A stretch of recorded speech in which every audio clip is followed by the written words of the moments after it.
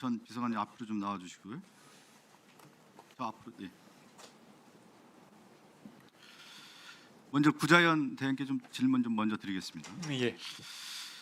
제가 뭐 검찰 수사와 관련된 보고를 잘 모르는데 제가 검찰 보고 사무규칙을 보니까요.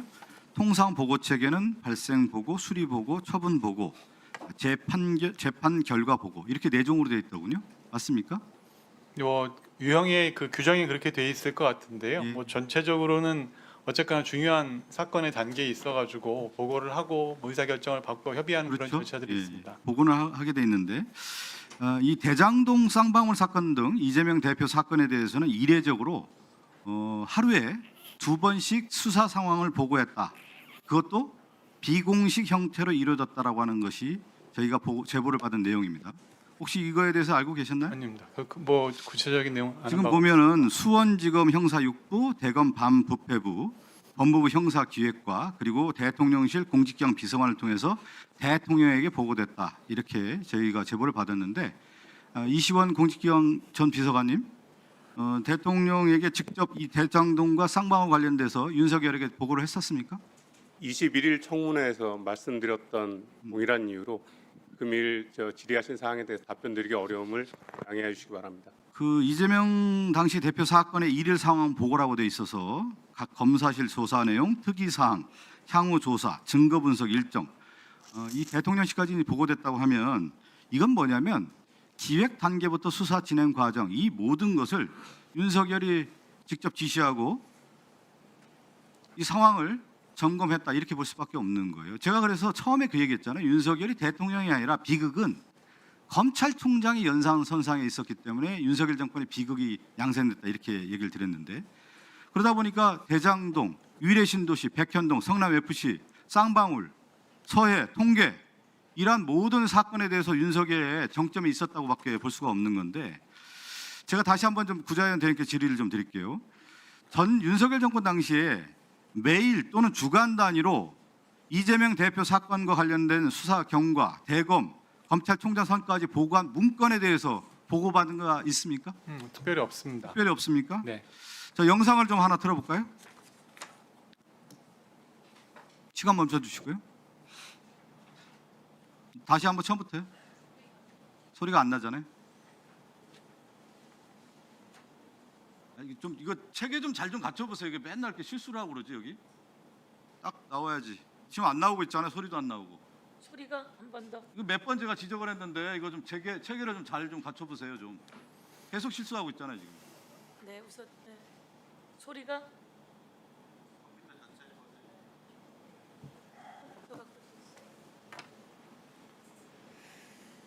이게 조작 기소를 한 것이면 처음부터 그분들도 다 그때 보고 라인이 어떻게 됐습니까?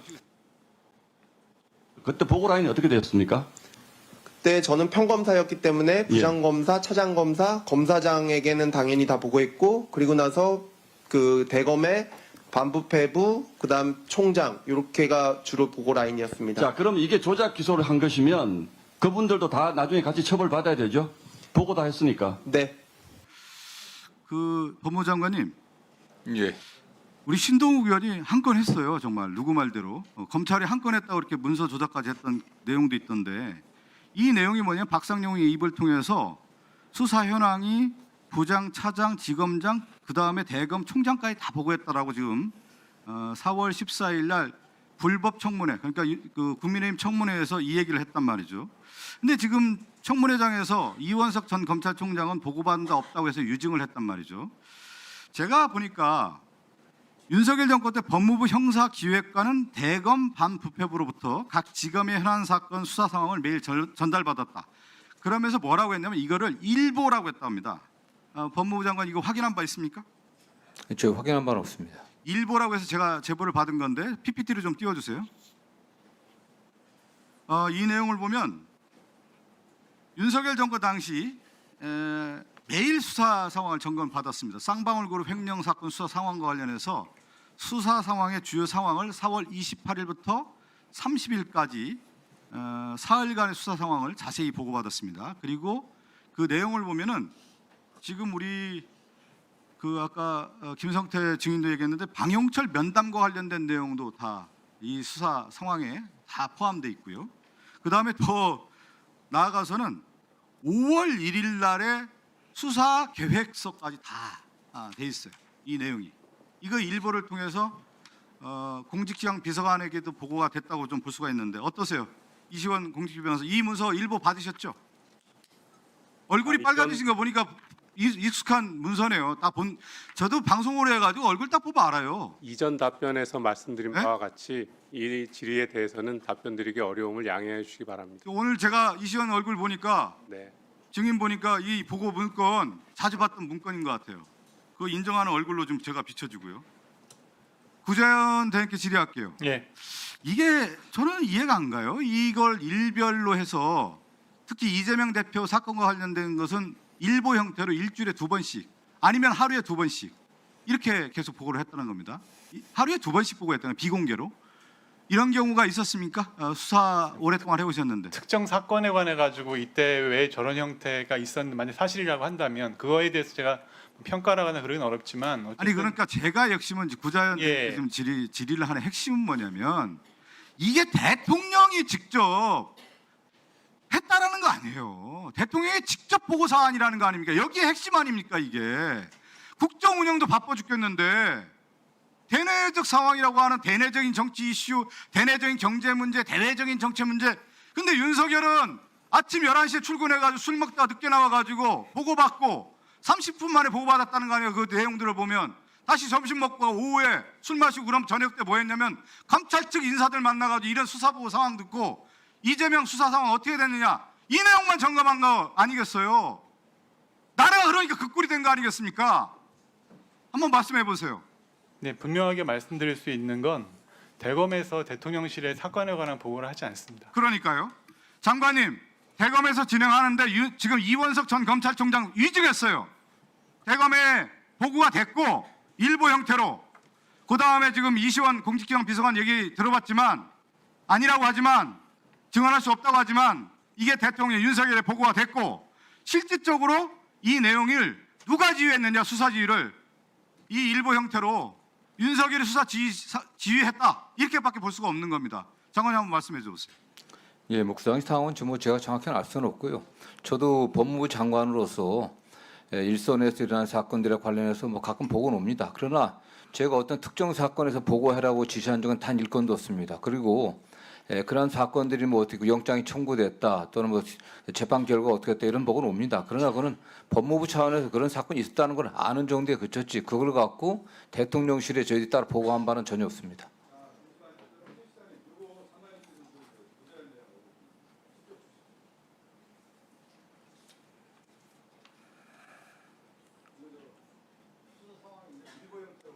제가 핵심은 제가 말씀드린 것처럼 윤석열 이 정권 당시 윤석열이 검찰 정권이라고 하는 것이 명확하게 드러나는 게 이재명 대통령 사건과 관련해서 하루에 2번씩 비공개 형태로 보고가 됐다는 겁니다. 일부 형태로.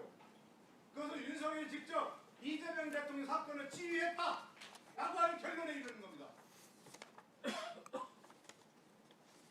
한번 검토해 주시기 바라겠습니다. 네, 수고하셨습니다. 예. 그 자료 좀 봐야겠네요. 네. 박상용 검사가 이야기하죠. 신동욱 의원 질의에 매일매일 부장검사 그리고 차장검사, 지검장 그리고 검찰총장에게 매일매일 보고한다고 되어 있고 한동훈 당시 법무부 장관은 국회 체포 동의 요구를 하면서 이재명이 공모했다 이렇게 말을 합니다. 그 모든 내용이 정적을 제거하기 위한 제가 보기엔 그냥 검사들은 그렇게까지는 안 할 겁니다. 근데 위에서 명령이 떨어지니까 그렇게 되지 않았을까 이렇게 봅니다. 자 이제 제 질의 들어가도록 하겠습니다. 제가 위원장이에요, 위원장. 자, 질의하도록 하겠습니다. 법무부 장관님, 예, 여지껏 계속 나왔지만 정영학 녹취록에 10년간의 정령한 녹취록에 재창희형이라고 되어 있습니다. 그게 실장님으로 바뀝니다. 한번 띄워봐 주세요. 실장님으로 바뀌고 녹취록 원본에 인재 재창희형, 1차 수사팀도 녹취록에 이재 재창희형, 2차 수사팀 녹취록에 이재 실장님으로 바뀝니다. 이게 바로 이재명 대표 이재명 성남시장의 비서실장을 이야기하는 정진상 비서실장을 이야기하는 거죠. 자, 이게 무엇으로 들리는지 한번 들어보도록 하겠습니다.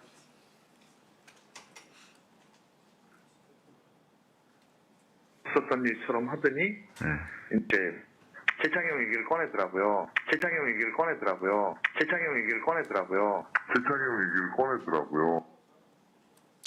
그리고 이 얘기를 실장님으로 바꿨던 그 2차 수사팀, 여기서 2차 수사팀이라고 하는 것은 2022년 윤석열이 김성태 증인 잘 들으세요. 2022년 5월 윤석열이 대통령 되자마자 5월에 송경호 서울중앙지검장을 보내고 그 밑에 어미준 강백신을 보냅니다. 자, 송경호 서울중앙지검장과 강백신 부장검사의 답변을 한번 들어보도록 하겠습니다. 재창형으로 들립니다. 예. 그렇죠. 오늘 들어보니까 재창형으로 국민 여러분, 재창형으로 들립니다. 예. 그렇죠. 오늘 들어보니까 재창형으로 빼도 박도 못하죠. 이 내용이 국정조사에 나오지 않았으면 이게 무슨 말인지, 어떻게 조작되었는지, 왜 1기 수사팀에서 정진상, 김용, 이재명은 혐의 없음으로 끝났음에도 불구하고 왜 2차 수사팀이 이제 이재명 사냥을 시작했는지, 김용을 잡아들이고 정진상을 잡아들이고 더불어민주당을 압수수색하고 이 본청까지 들어와서 압수수색하면서 아무것도 가져가는 게 없는데도 그 쇼를 하고 그 과정에서 이렇게 그들은 녹취를 조작했습니다. 검찰총장 직무대행님, 조작한 건 맞습니까? 녹취록 자체, 녹취 파일 전체가 법정에 제출됐습니다. 그 심리가 충분히 이루어질 수 있도록 하겠습니다. 자, 재창형으로 들리는 거 맞습니까? 저도 그렇게 들립니다. 예. 그렇죠? 기우종 법원행정처 차장님, 재창형으로 들립니까? 그렇게 들립니다. 그렇습니다.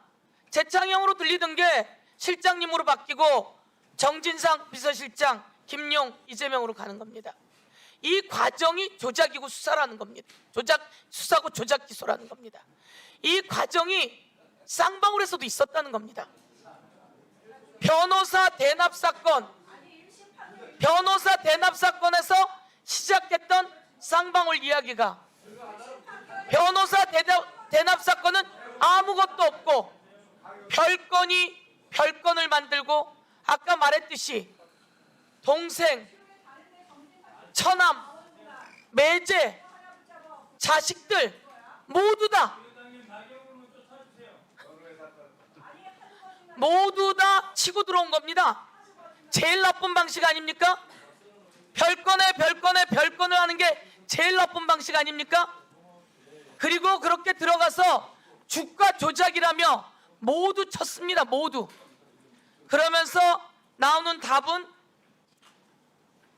방용철, 이화영, 김성태를 한꺼번에 불러 창고에 넣어놓고 이야기를 하게 되는 거죠. 넣어놓고 거기서 김성태 증인만 그런 게 아니에요. 이화영은 부인, 아들까지 전부 다 구속시키겠다고 했어요. 그 주변에 있는 사람들 다 구속시키겠다고 하고 구속을 당했어요. 실제로 많은 사람들이 압수수색 다 당했어요. 아까 말했듯이 컴퓨터 없앴다고 몇 명이 구속됐다고요? 8명이 구속됐다면 이런 별건을 하면서 끝내 그들의 목표는 총선에 더불어민주당을 흔들어대는 것이었고 그리고 이재명을 잡으려고 하는 것이었어요. 그런데 여기에 그나마 연호라고 하는 이야기가 나오면서 김성태 증인은 아니라고 하겠지만 그게 작은 실마리가 되어서 세상이 바뀌고 있는 겁니다. 교도관들의 이야기를 한번 보도록 하겠습니다.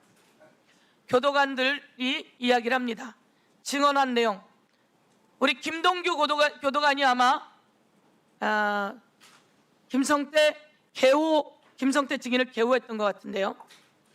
5월 17일 평일 저녁인데 외부 도시락으로 영상 녹화실에서 식사했습니다. 그 이유는 개호 근무가인 교감 송상현이 검사실하고 이야기가 됐으니까 그렇게 하면 된다고 이야기를 하셨다라고 하는 겁니다.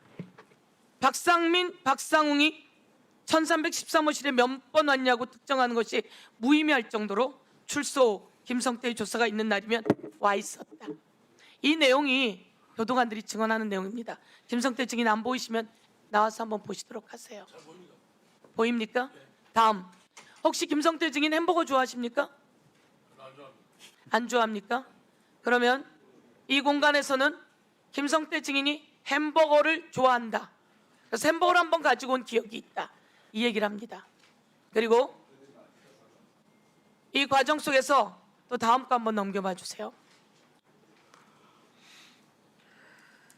개호를 하는 동안 육회, 덮밥, 회덮밥, 갈비탕 등이 외부 도시락으로 제공되는 것을 보았다.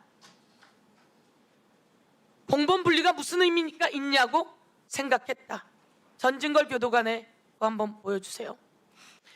이 얘기를 하는 것은 회덮밥, 육회덮밥 이것이 아니라 기본적으로 검사는 지킬 것을 지키지 않았다는 겁니다.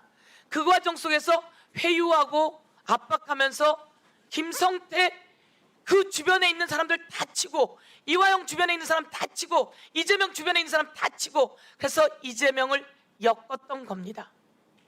그런데 대한민국 국민이 이재명을 지켜주고 이재명 대통령을 만들어서 지금 우리는 이재명 대통령의 효능감을 보고 있는 겁니다. 이 시점에 지금 잘못된 것은 정말 맨 밑에 있는 검사가 그렇게 했겠습니까? 위에서 그렇게 지시하고 다 그렇게 하고 싶었겠습니까? 윤석열 대통령이라고 한 사람의 지시가 있으면서 이 일들이 이루어졌을 거다라고 저희들이 이야기하는 겁니다. 그 윤석열은 마음에 안 들고 천년만년 할 것 같았지만 부인의 건으로 명태균 게이트가 생겼고, 그리고 김건희 특검법이 만들어졌습니다. 그래서 윤석열은 불법 비상계엄을 저지르게 됐고 이제는 감옥에 간 겁니다. 저는 작은 거 하나가 이렇게 세상을 뒤흔들어 놓았지만 국민이 이걸 지켜줍니다. 그래서 폼나게 그래요, 아프고 힘들었어요. 그런데 검사 한 명 그게 아닙니다. 이것을 지적해 줘야 세상이 바뀌는 겁니다. 다시 이런 일이 일어나지 않는 겁니다. 남욱이라고 하는 사람에겐 아이들 사진을 보여줬답니다. 이 아이들이 미국에 있는데 아이들 봐야 할 거 아니냐? 여기 계속 이렇게 있을 거냐? 네 배를 갈라서 장기를 다 드러내는 방법이 있고 환부만 드러내는 방법이 있다. 우리의 목표는 하나다. 내려가서 다시 생각해라. 그리고 검사를 만나면 다시 이야기해라 라고 해놓고 오늘도 똑같이 그 검사는 정일권 검사인데 이렇게 이야기하는 겁니다. 아유, 인간적으로요, 아이들 보고 싶어 할까 봐 보여줬습니다. 아이들 사진을 왜 검찰이 갖고 있습니까? 이게 제일 무서운 거 아닙니까? 이 무서운 일이 일어났는데 이제 이렇게 하면 안 된다는 겁니다. 그 이야기를 오늘 하기 때문에 이제 이 자리에서 진실이 이야기되어야 된다라고 하는 거고요. 우리 법무부 장관님, 네. 이런 모든 것들이 다 밝혀지고 있습니다. 이 부분에 대해서는 향후 책임을 묻지 않으면 또다시 이런 일이 일어날 텐데 어떻게 생각하십니까? 예. 일단 저희도 어쨌든 그 일련의 여러 사건을 수사하는 과정에서 국민들로부터 검찰 수사 과정이 적절하지 못했다, 위법부당했다고 하는 충분한 의혹과 비판을 살 만한 행위들이 있었다는 생각을 좀 하고 있습니다. 과연 이걸 어떻게 최종적으로 정리해야 될 건지 많은 고민을 하고 있고요. 현재 서울 고검의 인권침해 TF에서 조사를 하고 있지만 상당한 그 물리적 한계가 있어갖고 다른 방법을 강구해야 되는 게 아닌가, 이런 검토도 좀 하고 있습니다. 네. 예. 물리적 한계가 있기도 하겠지만 이 세상엔 다 진실이 드러납니다.